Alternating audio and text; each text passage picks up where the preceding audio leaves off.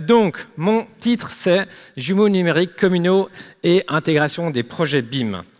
Il y a déjà plusieurs thématiques dans ce titre qu'il faut qu'on définisse. Jumeaux numériques. Il y a 1001 définitions de jumeaux numériques différents. Si vous allez voir différents stands, ils vont chacun vous donner leur perception des jumeaux numériques. Nous, on va se concentrer sur les jumeaux numériques de territoire réalisés par photogrammétrie, que je vais présenter un peu plus en live avec une démo dans la suite de ma présentation. Et ensuite, on a aussi la thématique du BIM. Le BIM, c'est quoi? Le BIM, c'est très vaste. Le BIM, selon les bureaux, selon les architectes qui font leurs maquettes, vont aussi être différentes. Donc, je vais aussi brièvement parler de ces thématiques. Juste avant, pour une mise en contexte, Ouzofly, c'est quoi? Qui on est? Une de nos missions principales, comme vous le voyez en haut à droite, c'est de démocratiser la 3D pour les professionnels du territoire. Et au sein d'Ouzofly, on a 3 pôles thématiques importantes. La première, c'est la modélisation 3D par photogrammétrie aérienne, qu'on appelle le OuzoTwin. Ensuite, on a tout ce qui est des infographies 3D, donc ce qu'on appelle Ouzou Studio. Donc, c'est la réalisation d'images, de vidéos, de plateformes premium pour présenter des projets au grand public. Et troisièmement, ce qui va nous intéresser aujourd'hui principalement, c'est le Ouzouverse. C'est la plateforme web qui permet d'être l'interface entre ces jumeaux numériques et vous, les utilisateurs finaux. Le Ouzouverse, ça ressemble à quoi? Ça ressemble à ça. C'est simplement une plateforme web. Il suffit d'une connexion Internet, d'un ordinateur, et vous pouvez y accéder. Je vais présenter plusieurs présentations, et puis vous pourrez vous-même, que ce soit pendant la présentation, j'espère pas, sinon vous ne m'écouterez plus, mais après la présentation, aller naviguer dans ces différents environnements 3D. Et à nouveau, c'est ce socle qui va permettre de venir intégrer les projets BIM des architectes pour pouvoir visualiser la commune de demain. Comment est-ce qu'on peut voir comment les projets s'intègrent dans l'existant et aller voir depuis son propre balcon, depuis son jardin, depuis la route qu'on prend tous les jours, comment une volumétrie s'intègre dans l'existant. Et ici, on voit cette petite partie que j'ai mentionnée avant sur le Ouzou Studio. C'est cette possibilité ensuite de mettre toutes ces intégrations dans des moteurs de rendu d'infographie pour les présenter au grand public. Je vais maintenant passer sur la présentation live démo pour venir accompagner cette thématique des jumeaux numériques communaux et des intégrations BIM. Et je vais commencer par la carte Riviera. Donc, on est ici dans un guichet cartographique 2D.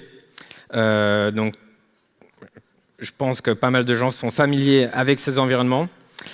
Et pourquoi je commence là-dessus? Parce qu'en fait, c'est une des manières de représenter ces jumeaux numériques communaux, c'est de dire que c'est un guichet cartographique 3D. Et en fait, si on va ici sur n'importe quelle commune de la Riviera, qu'on fait un clic droit et qu'on va sur le géoportail 3D photoréaliste, ça va venir ouvrir ce jumeau numérique photoréaliste qu'on a réalisé par drone. Il est un peu plat, ce jumeau numérique. Je vous demande quelques secondes. Voilà, c'est quand même mieux. Donc ici, en fait, on est à Montreux et on est dans un croisement entre un guichet cartographique 3D et un Google Earth amélioré. C'est-à-dire qu'on a un aperçu visuel assez important. On a une résolution au sol de 2 cm par pixel. Et cet environnement est géoréférencé. Ça veut dire que ça devient un Google Earth pour professionnels. On peut commencer à prendre des mesures, des cotes, etc. Donc je vais prendre un petit moment pour parcourir les différentes utilisations pour les plateformes communales, comment les ingénieurs, enfin les employés communaux utilisent la plateforme web, mais on se rend compte aussi au fur et à mesure que c'est des bureaux d'urbanistes, d'ingénieurs, d'architectes qui utilisent aussi ces mêmes fonctionnalités. Et c'est des fonctionnalités qu'on découvre au fur et à mesure. Donc, premièrement, ça se veut comme un guichet cartographique parce qu'on peut superposer n'importe quelle couche d'informations que vous retrouvez dans vos guichets cartographiques. Donc là, par exemple, on a ce qui est des délimitations des parcelles, les limites de construction liées aux routes, le potentiel sur les toitures. Et donc ça, pour résumer, c'est toutes les données que vous retrouvez dans vos guichets cartographiques 2D, on peut les faire apparaître dans cet environnement 3D et on peut y ajouter n'importe quel type de géodonnées, de géodata, de métadonnées qu'on a. Ensuite, on va réaliser, par exemple, on discute avec la commune de Montreux et une des thématiques, c'était en fait, l'outil position permet presque de faire un recensement des regards. Donc ici, avec l'outil position, on peut mesurer les regards et on a les coordonnées X, Y, Z. Et ça, on peut l'appliquer, que ce soit au regard, au candélabre, et utiliser cet outil pour la mise à jour du recensement des données qui sont actuellement au sein de la commune. Une autre thématique, c'est tout d'un coup les demandes d'abattage d'arbres. La commune reçoit une demande et on se demande alors, quelle est la hauteur de l'arbre, de quel arbre est-ce qu'on est en train de parler. Et là, à nouveau, en quelques clics, on voit que c'est un arbre qui fait 9,83 m, 8,33 pardon, et on a cette information. Donc, ça ne va jamais remplacer une visite sur le terrain, mais ça va pouvoir remplacer un grand nombre d'allers-retours sur le terrain ou de planifier des visites sur le terrain. Une autre thématique que j'ai entendue des communes, c'est tout ce qui est lié à l'élargissement des routes. Quelle est actuellement les largeurs des routes? Est-ce qu'il y a de la place pour faire des pistes cyclables, etc. Et ça, à nouveau, c'est un outil qui peut être mis à disposition des communes, mais aussi des mandataires qui s'occupent de la planification, des mandataires qui s'occupent de la réalisation pour réaliser des métrés, etc. Je vais passer maintenant sur la thématique plutôt dans les communes, sur une des plus importantes, c'est la police des constructions. Et alors on va imaginer qu'on est dans les chaussures d'un responsable de la police des constructions sur Carto Riviera. Je mets au bol, j'espère que je ne vais pas atterrir dans les nuages, un numéro de parcelle. Donc j'en reçois un document PDF pour un projet et qui dit, voilà, j'ai ce bâtiment, on va faire une démolition, construction sur un grand immeuble. Donc c'est un projet tout à fait aléatoire, donc je ne suis pas urbaniste, donc je vais faire quelque chose de horrible, vraiment horrible, une grande tour, voilà. Et là, ça c'est pour montrer la thématique en quelques clics, à nouveau à travers la plateforme web, on peut mettre en 3D une demande de permis de construire qu'on a reçue et voir concrètement, est-ce qu'on est en train de parler d'un cabanon qui n'impacte aucunement les riverains, enfin les voisins, ou alors est-ce qu'on est en train de parler d'un projet de plus volumineux. Et là, ça vaut le coup de se dire, il y a peut-être on doit peut-être demander un peu plus d'informations pour bien le communiquer aux riverains, aux potentiels opposants locaux, etc. Donc je vais continuer sur cette thématique des permis de construire, où en fait, je ne vais peut-être pas répondre à cette personne qui m'appelle. Hop, désolé, je suis occupé.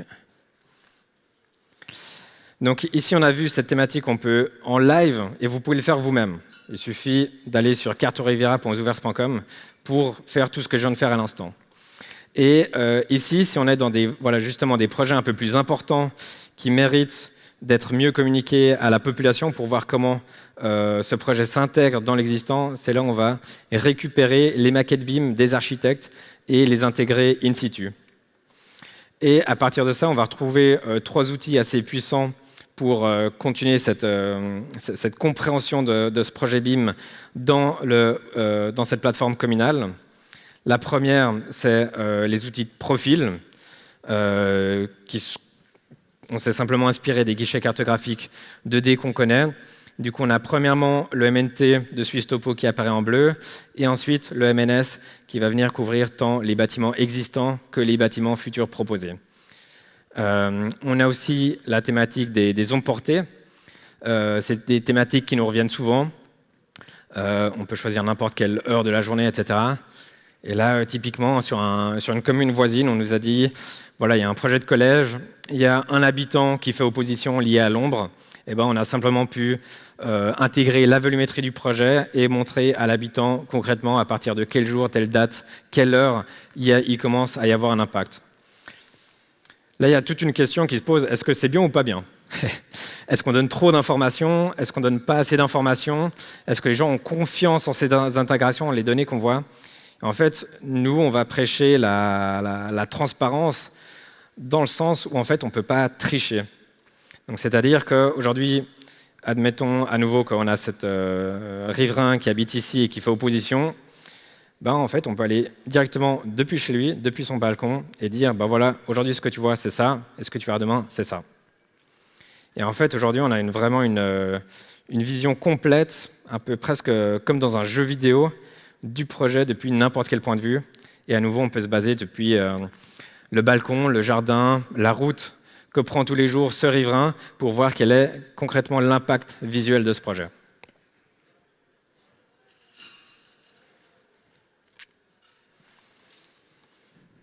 Là, je peux peut-être challenger, c'est est-ce que ça peut remplacer les gabarits physiques? On a fait plusieurs projets. Je vais passer maintenant sur... peut-être, je ne pouvais pas faire cette présentation sans présenter la plateforme qu'on a faite pour l'Ouest lausannois, où ici on a fait un relevé par hélicoptère qui permet de couvrir les 8 communes et dans lequel on peut commencer à intégrer des projets.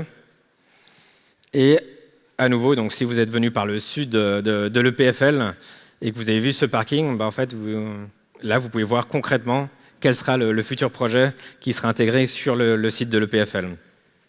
Donc la question c'est, est-ce que ces gabarits digitaux peuvent remplacer les gabarits physiques? C'est une question qui est de plus en plus discutée. Dans le canton de Vaud, il y a plus de liberté des communes de définir si c'est possible ou pas. Et dans les cantons voisinants, c'est des discussions qui sont en train d'évoluer, comme on a eu des discussions encore ce matin même sur des projets de loi qui sont en cours de discussion. À nouveau, l'idée ici, la thématique par rapport à des gabarits physiques dans ces guichets cartographiques communaux, c'est de dire, en fait, on va pas tricher, on va être simplement super transparent sur, depuis n'importe quel point de vue, comment le projet s'intègre. Et c'est assez pertinent, notamment dans les grands projets de quartier, où au lieu d'avoir une forêt de gabarits, où les gens ont du mal à se représenter quelles sont les volumétries dans cette forêt de gabarits, quelles sont les réelles volumétries, et puis quel sera l'impact depuis chez moi. Je vais revenir un pas en avant sur la thématique de jumeaux numériques. Je vous ai dit, pour nous, chez Ouzofly, la thématique de jumeaux numériques, elle est principalement sur cet aspect photoréaliste qui requiert un relevé par drone, par exemple, avec nos partenaires Drone GVA ou par hélicoptère, par exemple, avec nos partenaires Elimap, pour réaliser ces jumeaux numériques. Mais ces jumeaux numériques, ils peuvent aussi être sémantiques et réutiliser par exemple les données de Suisse Topo. Et typiquement, pour des cas d'usage, pour l'urbanisation, pour des volumétries, voir comment des volumétries s'intègrent dans l'existant, ces jumeaux numériques seront plus pertinents pour ces cas d'usage. Donc il y a l'environnement photoréaliste, sémantique et aussi LIDAR, donc nuage de points. Et la particularité du LIDAR qui est assez intéressante, c'est qu'on va avoir plus d'informations au niveau du sol, surtout au niveau de la végétation, et aussi tout ce qui est des éléments fins. Donc je ne sais pas si je vais réussir à trouver des éléments de lignes électriques, mais c'est des éléments qui ressortent beaucoup mieux dans un environnement LIDAR que photomaillage. Et du coup, l'idée de ce socle de guichets cartographiques 3D communaux pour les communes, c'est de regrouper ces trois jumeaux numériques. Je fais aussi un petit écho à la discussion qu'il y aura cet après-midi sur toute la thématique autour de l'IA. C'est comment ensuite on peut intégrer de l'IA, notamment au niveau des zones d'affectation, pour rendre cette thématique plus accessible. Donc là, on a fait un premier test où en fait, on a simplement donné le règlement du PACOM à l'IA pour les résumer et les afficher directement dans cet environnement 3D.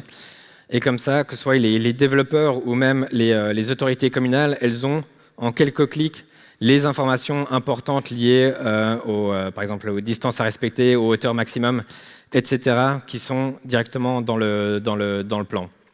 Donc on reçoit plusieurs demandes de communes qui disent en fait c'est utile tant pour nous pour vérifier que les projets qui sont proposés soient cohérents avec le règlement en place, mais aussi pour les propriétaires, pour les développeurs, qu'ils aient une information plus vite et éviter qu'ils arrivent face à une commune pour présenter un projet qui n'est au final pas cohérent avec le règlement en place. On va maintenant se balader sur le canton de Genève. Pourquoi le canton de Genève?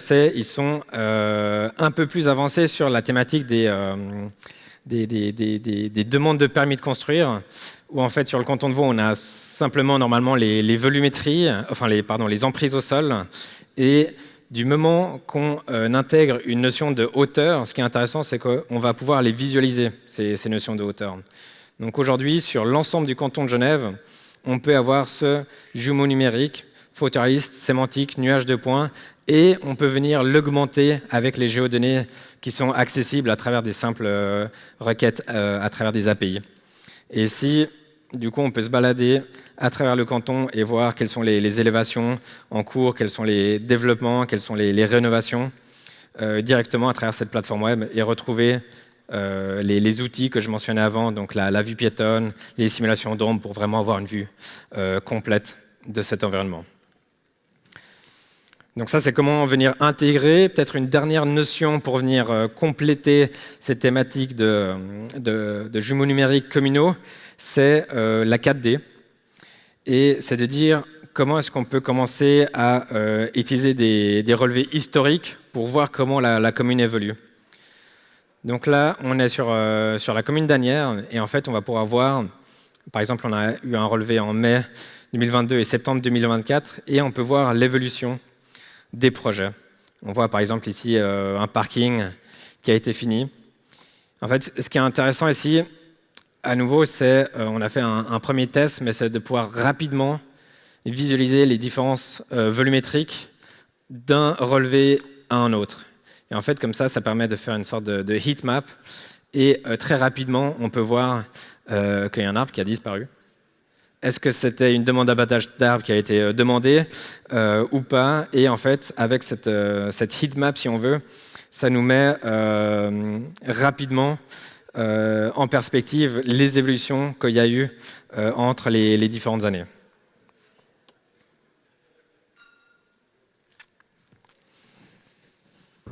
Une dernière chose encore que je voulais mentionner sur cette thématique des BIM, c'est aujourd'hui, donc on est une start-up, ça fait 5 ans qu'on existe, on est 12, on développe ça et le but, c'est qu'il n'y ait plus besoin de nous, que les collaborateurs communaux, etc., ils soient 100% indépendants dans les intégrations de projets. Aujourd'hui, les intégrations de projets que je mentionnais, ça coûte 1 400 francs. Pourquoi? Parce qu'on doit venir récupérer les données d'architecte, découper l'environnement photoréaliste, intégrer le projet, l'optimiser pour le web et redéployer la plateforme avec la logique pour le bouton pour afficher, désafficher le projet. Et en fait, l'objectif ici, on a fait un projet test pilote avec le PFL, c'est de dire en fait, si l'employé communal, même le bureau d'architecte, a son fichier IFC, en fait, il pourra le drag and drop directement dans la plateforme web et en quelques secondes, voir le projet s'afficher. Donc ça, c'est quelque chose sur lequel on travaille, quelque chose qui n'est pas encore prêt, et quelque chose qui pose la question sur OK, mais quelles sont les maquettes BIM? Et en fait, il y aura la question de géoréférencement, il y a la question de couleur, de texture. Si je mets un autre projet IFC, juste à titre informatif, et on voit par exemple qu'on n'a pas call projet, qu'il n'est pas bien orienté, et du coup, il y aura tout un travail qu'on devra faire pour accompagner ces intégrations de fichiers IFC. J'arrive au bout de mes 20 minutes. Je vois sur le timer que j'ai encore 40 secondes. Donc je pense qu'on peut directement ouvrir les questions-réponses. Je crois qu'il y a un système de vote. Donc moi, je réponds avec plaisir. On a aussi un stand au fond. Donc n'hésitez pas à venir nous voir cet après-midi. Et voilà, peut-être pour les 20 dernières secondes, ce qui est le plus important pour moi. Yes, encore une slide. Hop. C'est l'équipe. Parce que tout ce que vous avez vu jusqu'à maintenant, C'est pas un one-man show, mais je suis entouré de gens super intelligents, plus intelligents que moi. Et du coup, c'est super cool aujourd'hui. On a une super bonne ambiance, on est 12. Et c'est grâce à toute cette équipe que je peux vous présenter ce que je fais aujourd'hui. Merci pour votre attention et puis avec plaisir pour les questions.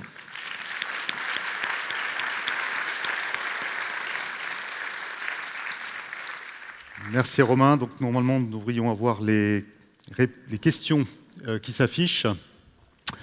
Donc je vais les lire avec une telle précision dans les données. Est-ce que ce n'est pas trop intrusif chez les privés? Il y a 2 questions, du coup je vais répondre en 2 fois. La précision, dont j'ai mentionné, la résolution de chaque pixel est de 2 cm, qu'on fait un relevé communal. Donc la précision absolue est grosso modo 3 fois le GSD, donc 6 cm en précision absolue en X, Y, Z. Une question qui revient souvent, c'est liée à la protection des données. C'est très intrusif. On voit qu'on peut aller sur le balcon, dans un jardin, etc. Et en fait, la loi en Suisse, ce qui est étonnant, c'est que n'importe qui peut prendre une photo par drone de votre jardin et ça devient problématique si on peut vous voir dans votre jardin. Et c'est ça où il y avait le conflit entre Google Street View et la Confédération. Nous, on a de la chance sur plusieurs aspects. Le premier, c'est que le traitement photogrammétrique qu'on utilise efface tout ce qui est en mouvement. C'est-à-dire, c'est pour ça que si vous allez sur les jumeaux numériques, ça ressemble à une ville fantôme où vous allez voir aucune voiture, aucun piéton, mais uniquement les voitures parquées parce qu'elles n'ont pas bougé sur l'ensemble du relevé. Deuxième chose, où on a de la chance, c'est que si on zoome sur ces voitures qui sont parquées, le niveau de résolution de 2 cm ne permet pas de lire les plaques d'immatriculation. Ensuite, troisièmement, si vous allez voir par exemple sur un banc ou autre où il y a une personne qui n'a peu bougé pendant un relevé, en fait on va voir qu'il y a un peu un amas de pixels, on va comprendre qu'il y avait quelqu'un, mais cette personne n'est pas discernable. Il sera tout, sera un peu comme Armageddon, ça sera un peu un aplati de pixels. Et ça, au besoin, on peut manuellement tout enlever. Mais sur nos 40 communes clientes, on a eu 2 demandes d'enlever. Et c'est spécialement le cas si tout d'un coup quelqu'un est sur son balcon. On ne le reconnaît pas, mais on sait que s'il est sur son balcon, c'est probablement cette personne. Et là, on fait du traitement manuel. Merci. Alors, une question concernant les coûts de numérisation. Quels sont les coûts de numérisation du territoire et comment le répercutez-vous sur vos clients? Tu nous as déjà touché un petit peu. Yes, donc il y a à nouveau 2 questions. Le coût de la numérisation à l'échelle d'une commune, elle est entre 5 et 50 000 francs. C'est un prix à l'hectare. Le projet initial commence à 5 000 francs pour 50 hectares, donc c'est assez large pour un projet. Et des fois, ces 50 hectares peuvent suffire pour le centre urbain d'une commune plus rurale. On va dire la moyenne pour une commune entière, elle se situe autour des 20-30 000 francs. Souvent, on nous dit qu'on n'est pas assez cher, donc peut-être qu'il faut qu'on augmente nos prix. Il faudra demander aux communes. Je rigole, mais on a un projet, un pricing très standard, et c'est pour ça que je peux le mentionner à voix haute aujourd'hui. Merci. Et la répercussion sur les clients, c'est une question intéressante. Aujourd'hui, ce sont les communes qui financent la modélisation 3D de leur territoire. Et souvent, pour les intégrations de projets, c'est les développeurs privés qui vont financer l'intégration de leur projet. Chaque projet est différent, donc chaque commune est différente. Donc à chaque fois, il y a des utilisations légèrement différentes. Alors rapidement, puisqu'il nous reste encore quelques minutes, à qui appartient les données, par exemple la visualisation photoréaliste? Est-ce que ces données sont ouvertes? Donc là, aujourd'hui, on a une copropriété de la donnée. Ça veut dire que la commune peut en faire ce qu'elle veut. La commune peut la garder à l'interne. La commune peut demander aussi d'avoir la propriété complète. Et nous aussi, on a cette possibilité de pouvoir la redistribuer. Théoriquement. Dans la pratique, si on redistribue une donnée d'une commune et que la commune ne le voulait pas ou ne le souhaitait pas ou voulait être informée, ça va être un problème. Donc aujourd'hui, à chaque fois qu'on va proposer, par exemple, à un développeur privé de réutiliser une maquette communale pour intégrer un projet, pour le présenter à la commune, ce qui est du coup un environnement gagnant-gagnant, parce que le promoteur arrive avec un niveau de transparence qui va être bien souvent bien accueilli par la commune. C'est là où on peut réutiliser ces maquettes. Et puis on va prendre une dernière question. Peut-on développer des projets d'espace public directement dans Usiverse? Est-il possible d'avoir plusieurs variantes? Bientôt. Bientôt, dans le sens où ça fait quasiment 2 ans qu'on est en train de travailler sur la V2 de notre plateforme, qui sera disponible dans le courant de l'année prochaine. Et là, on aura beaucoup plus de possibilités où vous-même, urbaniste, que ce soit chez Spa de Malezanne ou autre, vous pourrez intégrer des assets, que ce soit des bâtiments, des bancs, des personnages, et venir construire votre scène de projet, voir différentes variantes et de pouvoir les discuter. Par exemple lors des séances d'information publique, lors d'approches participatives, et que ça devienne vraiment un véritable outil de conception collaboratif.